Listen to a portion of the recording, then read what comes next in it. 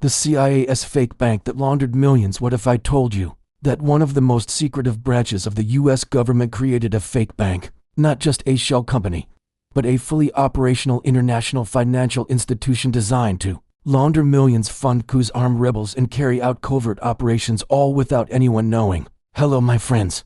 Welcome to Secret Agents Exposed. Today, we dive into a story so wild, so shocking, so interesting you won't believe it is true. Let's start. This isn't a Hollywood script. This is the true story of the CIA's fake bank and how IT moved money through the world as shadows. Welcome to the story of Castle Bank and Trust, a bank built on lies, protected by power, and fueled by secrecy. Why the CIA needed a fake bank. To understand this story, we need to go back to the 1950s and 60s. The Cold War was raging. The CIA wasn't just collecting intelligence. IT was engineering revolutions, toppling governments, and propping up dictators who played ball with Washington. But covert operations cost money, and the problem was traditional government budgets leave paper trails. Congress can snoop, the public can find out, enemies can track transactions. So the CIA had a brilliant and dangerous idea: create their own bank, a bank that looked legitimate, a bank that nitrogen monoxide would question, a bank that could quietly move millions around the globe without detection. Castle Bank and Trust is born in the 1960s. Castle Bank and Trust opened its doors in the Bahamas, a tropical tax haven with lax oversight and friendly policies for foreigners. The founders? Officially, it was the brainchild of Paul Helliwell, a former US officer, the World War II precursor to the CIA. But insiders knew the truth: Helliwell was still working for US intelligence, and Castle Bank was a CIA front, a financial laundromat for black ops. The bank quickly gained clients, as some legitimate, some shady celebrities, businessmen, foreign leaders, and secret CIA shell companies. Castle Bank didn't just move money, IT helped hide IT behind offshore accounts, layered transfers, and confidential arrangements. And this fake bank, it became a financial backbone for some of the CIA's most infamous operations. What the bank funded. So what exactly did Castle Bank fund? Let's break it down. Cuba and anti-Castro ops. Castle Bank helped fund paramilitary groups in Florida and Latin America, preparing to overthrow Fidel Castro. The CIA's war on Cuba was expensive, and they needed a way to fund exile groups and black ops without congressional scrutiny. Latin American coups need to bankroll a coup in Guatemala or Chile. Castle Bank moved the money: military generals, opposition leaders, propaganda campaigns, all paid for in secrecy, arming dictators. Some of Castle Bank's clients included right-wing strongmen who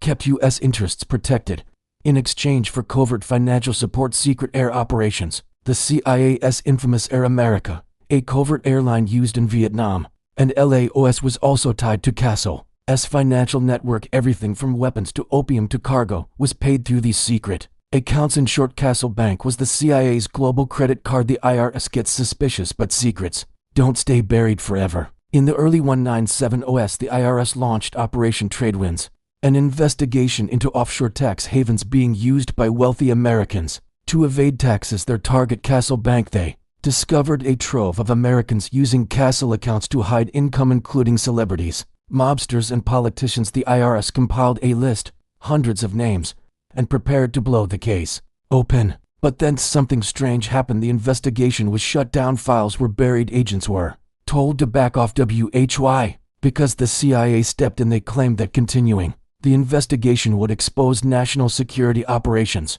In other words, Castle Bank was too important and too dirty to allow the truth to come out. The IRS backed off. Nitrogen monoxide charges were filed. The operation quietly died. How deep the rabbit hole went behind closed doors. Castle Bank was just one part of a vast shadowy ecosystem. Other CIA front banks existed: TOO, Nugan Hand Bank in Australia, Bank of Credit and Commerce International, BCCI, and more. Each had one purpose: to move money without oversight, to fund the dirty work that couldn't be budgeted, and to protect the people pulling the strings. The people running these banks weren't Wall Street executives. They were spooks, veterans, black ops agents, and loyalists to American foreign policy. The legacy of Castle Bank. By the mid-1970s, Castle Bank began to unravel. The Bahamas tightened regulations, journalists sniffed out inconsistencies, and the CIA quietly pulled the plug. Castle Bank was shut down, but its mission lived on. To this day, intelligence agencies around the world still use shell banks, offshore fronts,